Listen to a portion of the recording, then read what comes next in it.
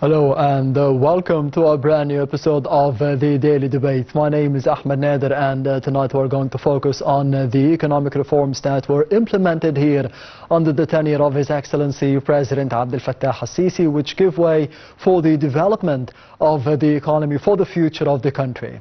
And I am honored to be having with me in the studio for tonight to be shedding more light on such an important topic for the future of Egypt economically is Dr. Mohamed Roshdy, the economic and the banking expert and the lecturer at Cairo University. Thank you very much for being with us tonight. Thank you, and have a great evening to you and our audience. And I would like to thank you and the Daily Debate team for this kind invitation. Anytime. And we will be heading to the first report of the Daily Debate for tonight, which will be focusing on the economic reforms that were implemented under the tenure of President Abdel Fattah al-Sisi over the past decade, and how it will be shaping up the future of the country. We will be having more details in the upcoming reports, so stay tuned.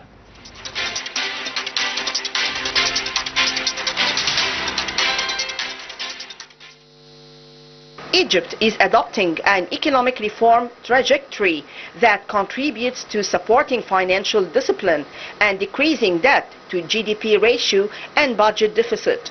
The plan aims to boost Egypt's macroeconomic indicators and help it avoid the severe risks associated with global shocks. Moreover, Egypt is focusing on achieving sustainable private sector-led economic growth to generate more job opportunities and bolster economic activity.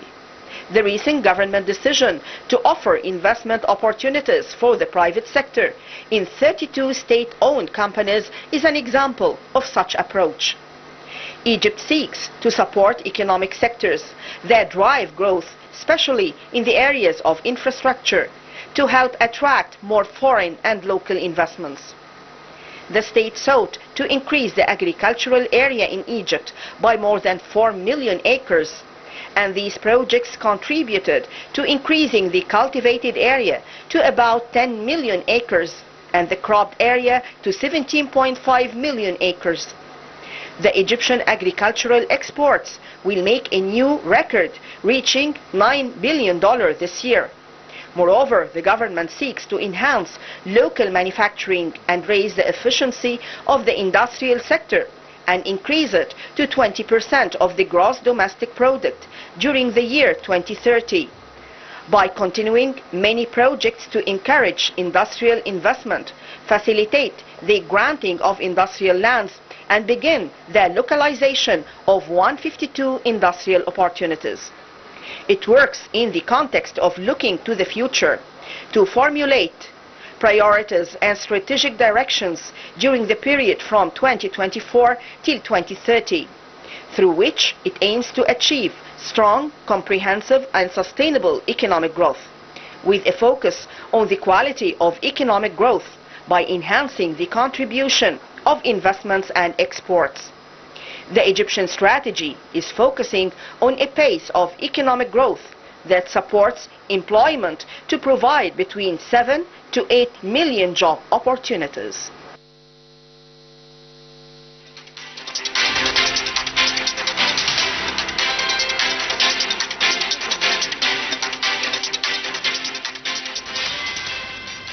Welcome back. You're still watching the Daily Debate, and I am honored to be having with me in the studio for tonight, as I mentioned in the beginning, is Dr. Mohamed Roshdy. Dr. Mohamed, thank you very much once again for being with us tonight. We have seen in the past report a bit of a brief of what happened, the summary of what happened in the past decade in terms of the Egyptian economy under the tenure of President al-Sisi. First of all, what is the importance of the economic reforms, of implementing those economic reforms here in the country, and how did you see the importance of it to be having more development and more progress in the economy of Egypt?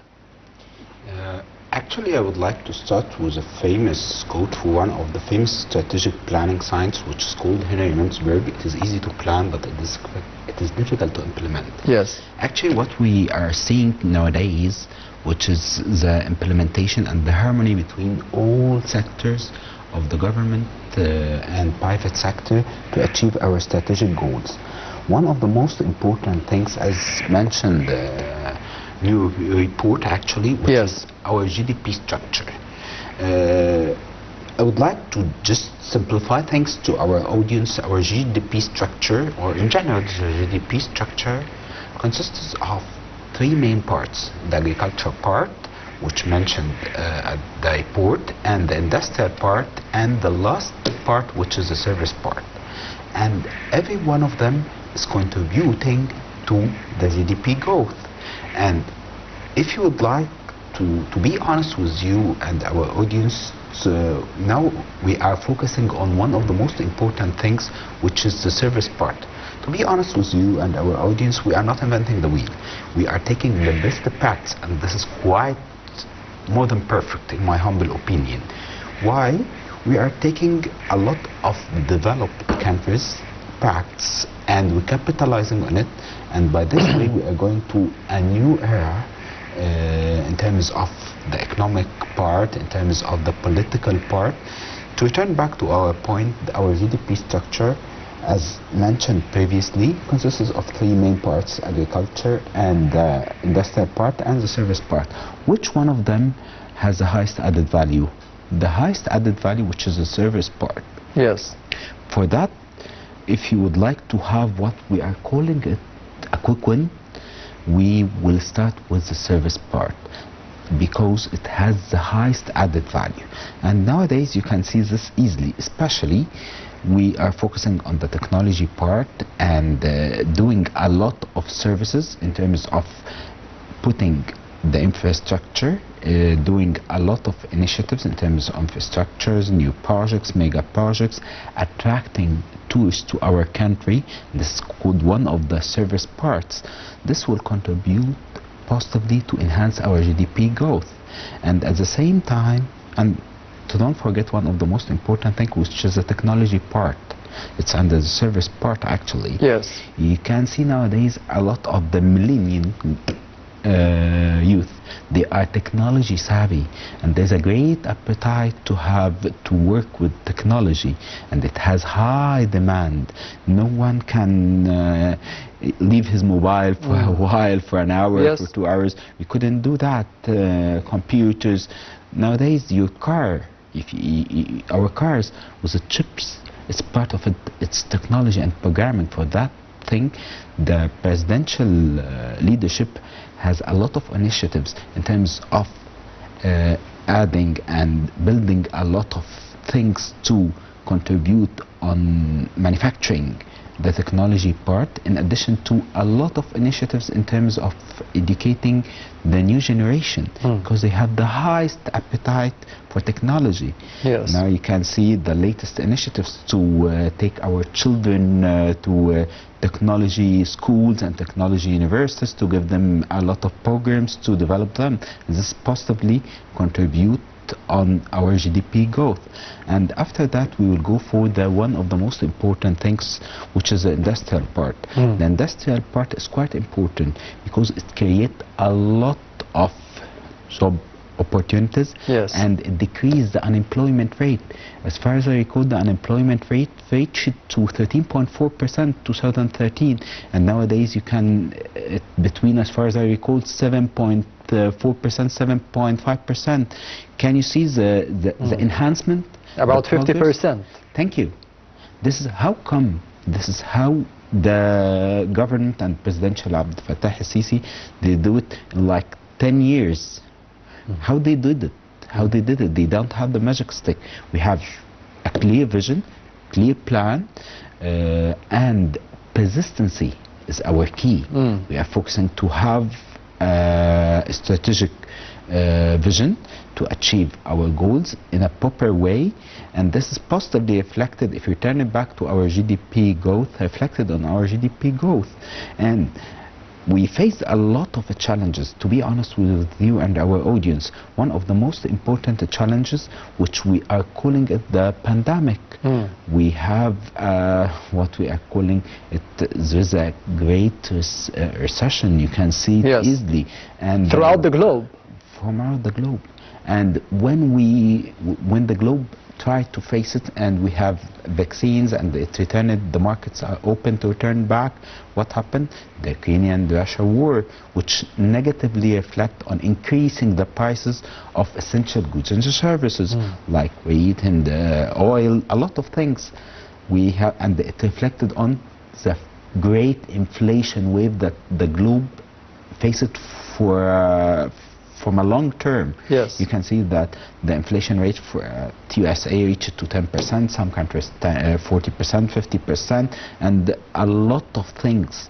And despite all those challenges, we have a clear vision. We did our economic reform, and nowadays you can see there was a great gap between the official price for foreign currency and the market price. There's what they are calling it a gray economy, actually, or the gray market or black market. And the government and the MPC, Monetary Policy Committee, honestly, they did it in a great way under the supervision of the presidential leadership and prime minister in a great way. You can see easily there is no difference between the black market, or actually there is no black market nowadays. And at the same time, we focused on most important things, that to focus on low people income. The government is putting it, and the president Fattah al-Sisi is putting it in front of his eyes. Yes. He did a lot of initiatives. One of them Takaful and Karma, and she's trying to put the subsidy for the deserved people, not for all or the entire population. Yes. For that reason, we have a great vision to achieve our strategic goal to be one of the most influential countries and turn back to our historical role actually by 2030, to achieve our 2030 strategic vision or sustainability plan. Yes, Doctor, you mentioned a very important point, that it is easy to plan, to be having a plan on paper, but it is very difficult to be implementing this plan on the ground. So this is the strategy of the political leadership. It took a lot of persistence, it took a lot of hard work over the past decade. But on the other hand, I would like to know more about the perception of the citizens, the people themselves. Do you think that there's a change in the mindset, there's a change in the culture of the people themselves, seeing all those achievements happening maybe in the space of 10 years only? So do you think that this will be changing the perception of the citizens in terms of patience, to be having those economic reforms in order to be looking more for the future, to be having more achievements in the future? I would like to quote you in terms of the changing part, and I recalled one of the famous quote for Heraclitus, which is called, "The only constant in the life is the change." Yes, this is the only constant. And the nature of the human being in general, not in Egypt, not in Africa, Europe, is to adapt with the change and to cope with the change. And nowadays in our life, you can see that the change is quite speed.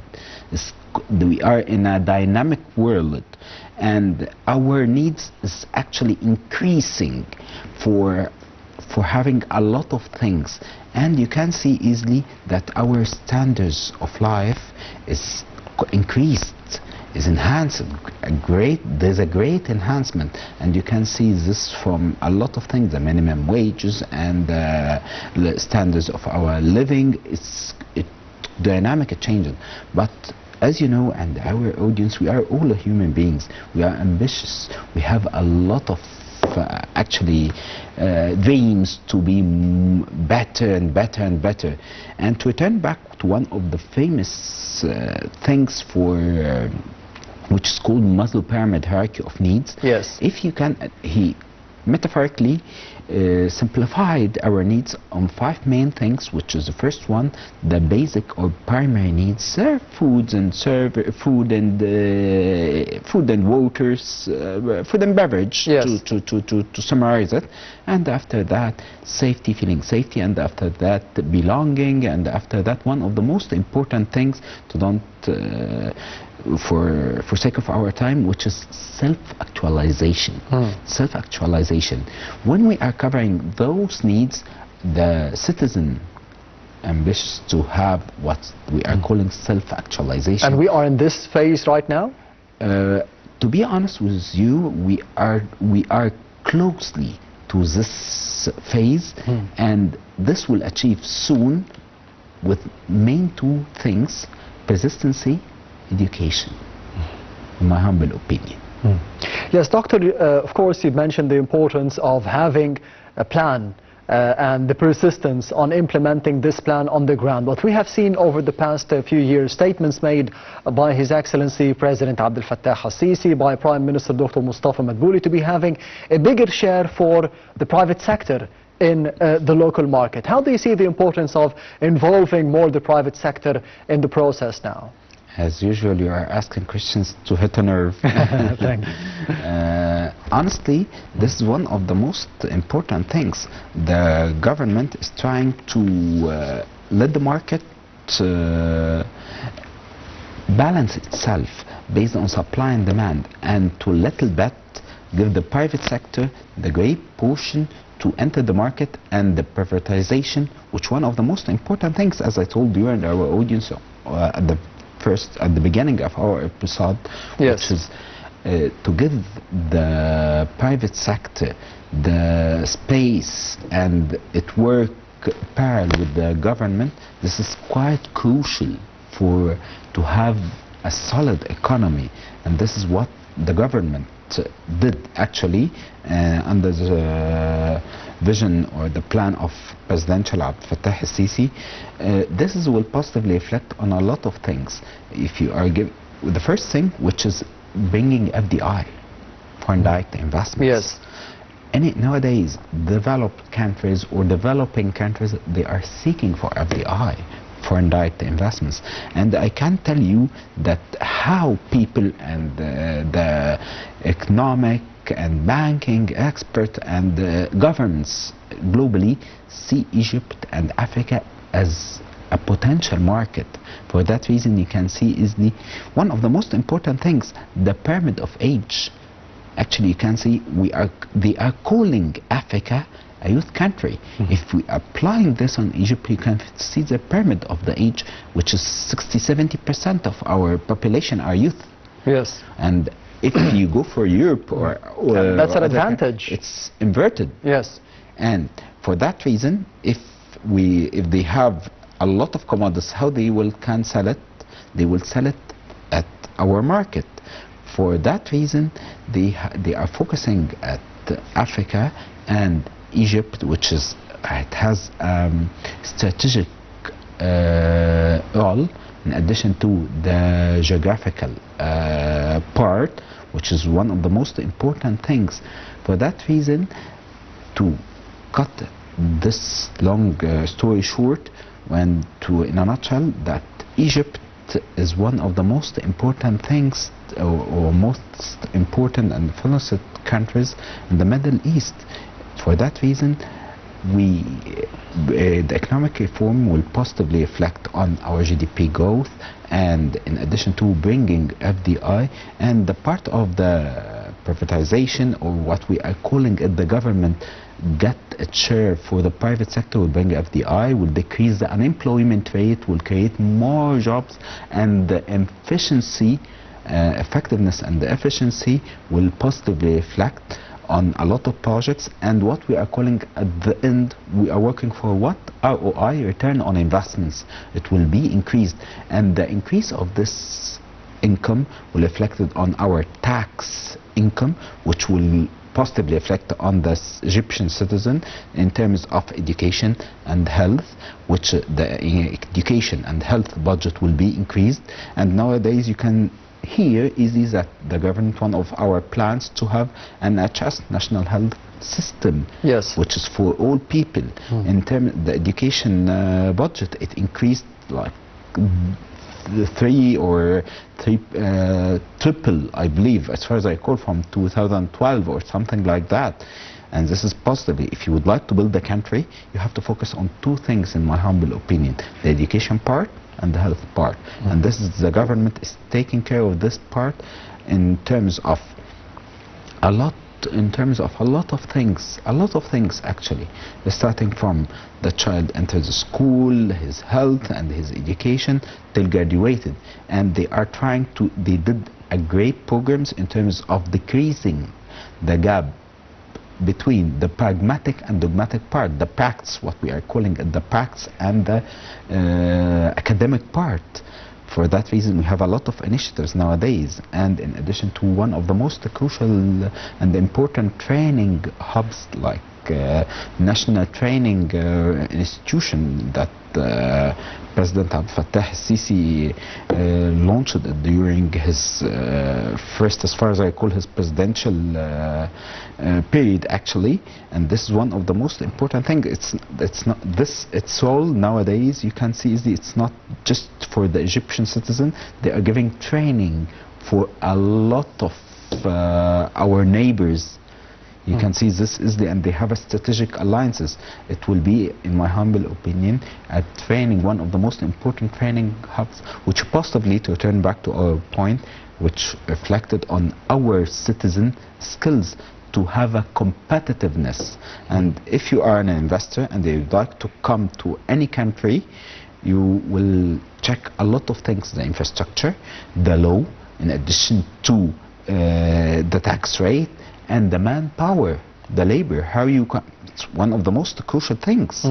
For that reason, the government and President Abdel Fattah al-Sisi are working with the private sector and all sectors in Egypt to have a synergy, and they are giving a lot of things and space for the private sector to enter, and they enhance what they are calling it the entry barrier.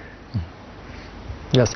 Doctor, of course, one of the important priorities for the government, for the leadership under the tenure of President Abdel Fattah al-Sisi, as well as you mentioned, education and health, is to be reducing the public debt, or the debt rate bill. In your opinion, what are the measures that would be taken, that would be implemented by the government to be reducing the debt rates by 2027, for example, because this is the main target and the main goal, according to the statements made by the Minister of Finance, Dr. Mohamed, to be reducing the debt rate bill by 80% by 2027. Thank you for highlighting this important point. Actually, this point, it's not Egypt issue, yes, or one country issue or two countries. It's a global issue, to be honest with you and our audience. And as far as I recall, President Abdel Fattah al-Sisi asked the globe at one of the most important speeches we have to focus on decreasing the debt actually, yes, versus GDP growth actually, because it's one of the obstacles that we are facing. If we have a great growth, the debt is draining as the cost of that. And nowadays the government is focusing and in working with Minister of Finance, Dr. Mohamed, in addition to Prime Minister and Central Bank of Egypt, to have a lot of initiatives to focus on two main things, which is the first one, decreasing the cost of debt through bringing more FDI to the country, and in addition to, one of the most important things, to absorb the inflation. And you can see this is one of the most important things that couple of days ago, as far as I recall, more than 1 trillion of liquidity the government, the central bank absorbed during the latest auction. And this possibly will enhance a lot of things and will reflect, I'm quite sure, and remember this word, on a lot of prices of commodities. You will see for the first time a lot of commodities will be decreased. Yes, hopefully we can be seeing that, but we'll be focusing on the statements made by the Prime Minister, Dr. Mustafa Madbouli, in the upcoming report, which said that we will be applying and will be having 8 million new job opportunities for the youth of Egypt by the year 2030. We will be focusing and highlighting the statements made by the Prime Minister in the upcoming reports. Stay tuned.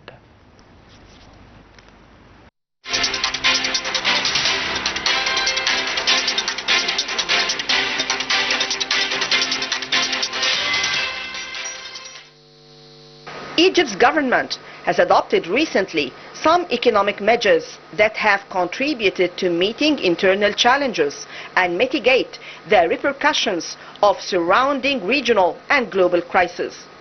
In this path, the state has been pursuing financial policies that would enhance the economic plans by diverse economic programs, while striving seriously to improve the investment climate to provide foreign exchange and support vital sectors. These came in a report published by the Cabinet Media Center that included infographics highlighting the positive expectations for the Egyptian economy from international institutions in fiscal year 2024-2025. The report revealed the International Monetary Fund, the IMF's expectations for the most prominent economic indicators, as it expected an improvement in the economic growth rate to reach 4.4% in 2024-2025, compared to 3% in 2023-2024 and 3.8% in 2022-2023. Also, the urban inflation rate in the Republic decreasing to 25.7% in 2024-2025, after rising to 32.5% in 2023-2024, compared to 24.4% in 2022-2023.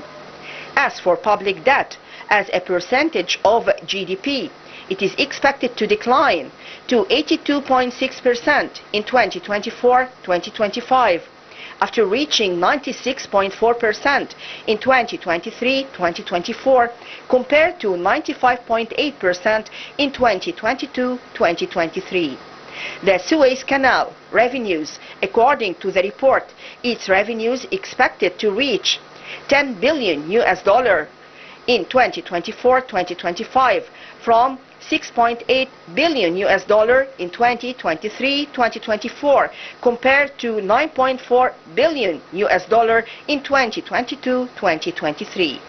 Merchandise exports will rise to 7.2% in 2024-2025, after declining to 16.3% in 2023-2024 and 9.8% in 2022-2023. The report also referred to the World Bank's expectations for the most prominent economic indicators, as it expected the economic growth rate to reach 4.2% in 2024-2025.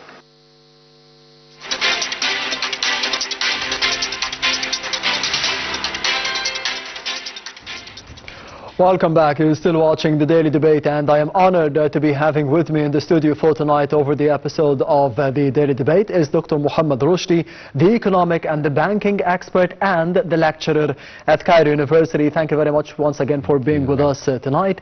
Doctor, we have seen over the past report a very important topic for the future of the economy of Egypt, which is we should be having a diversified economy. At the beginning of the episode, you mentioned that we have three main fields to be focusing on, which is the industry, the services sector, and the agriculture. How do you think we should be diversifying the economy beyond that as well? Actually, this is one of the most crucial things to have a diversified economy.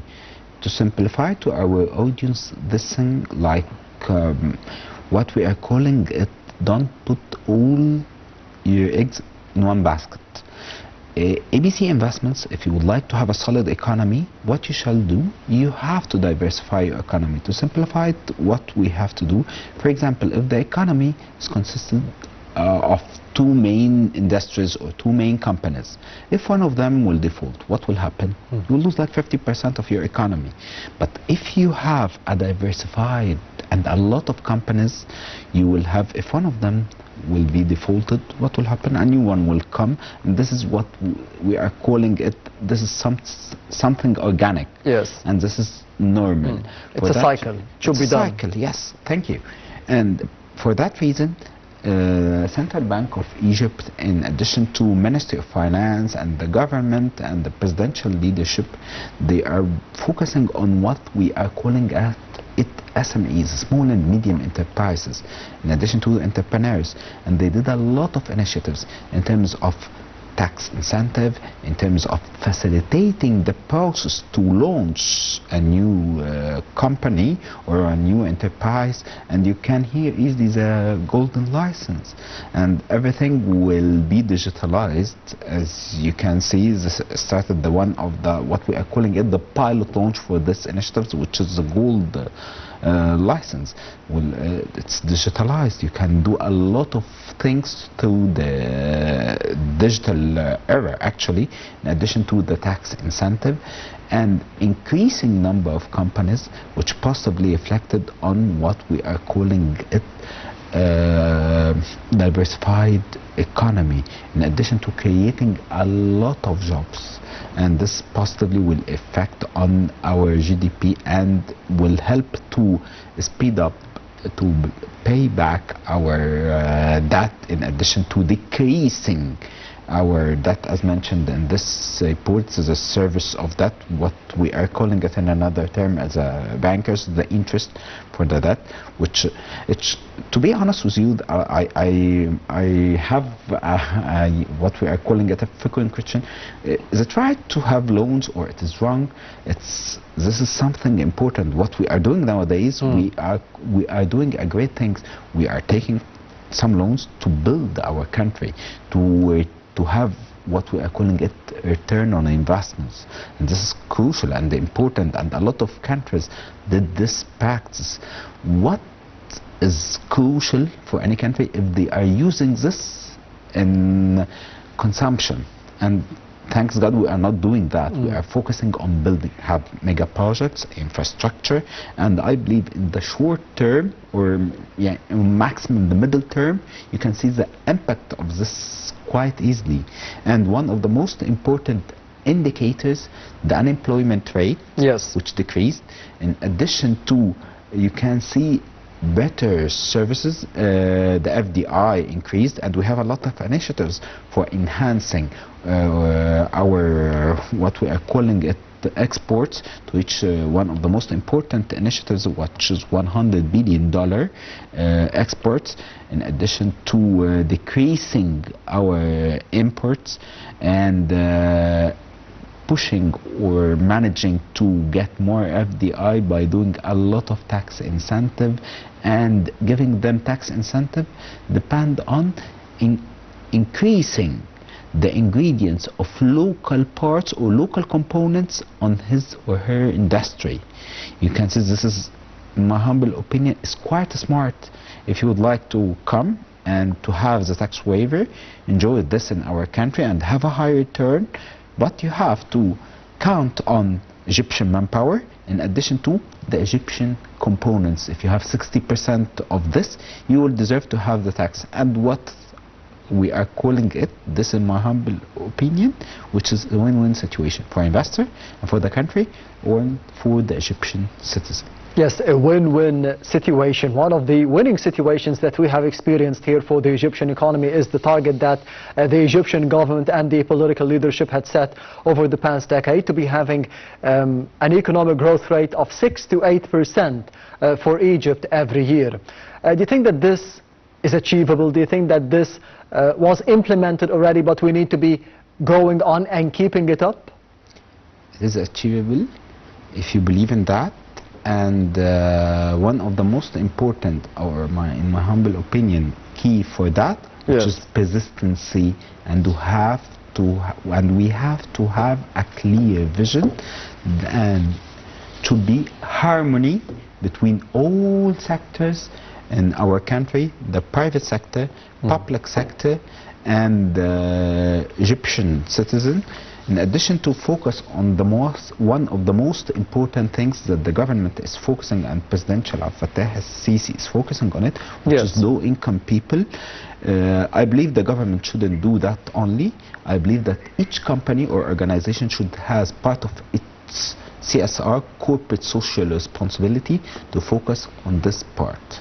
Yes, and finally, Doctor, in a minute, you mentioned that we need foreign direct investment, we need more economic growth, we need a lot of things to be implemented on the ground as soon as possible with a high efficiency from the persistence and from the patients as well, from the citizens and from the political leadership and the government. But on the other hand, you think that we need specific legislations by the House of Representatives to be increasing the foreign direct investments, to be encouraging people or potential investors from the outside world to be coming to Egypt and investing in it? I would like to return back to the quote for Heraclitus, which is, we are in the world that the only constant in it is a change. Yes. We have to have legislation, dynamic legislation, adapting and reacting with all the changes and the dynamic world. Like, for example, you can see easily that there's a new, in terms of, for the banking sector, for example, part of it covering the digitalization part. You have to adapt and quickly change with this. And one of the most important things that the government is focusing on nowadays, which is a financial inclusion. And I believe doing those things and put rules or laws or legislations that serve this will be like a magic stick to facilitate the land for all investors and the Egyptian citizen to be the fruits of what we are calling it the economic reform. Yes, Dr. Mohamed Roshdy, the economic and the banking expert and the lecturer at Cairo University. Thank you very much for being with us tonight on the Daily Debate. Thank you for you and our audience. Have a nice evening. Anytime. And this brings us to the end of the Daily Debate for tonight. Thank you for watching and goodbye.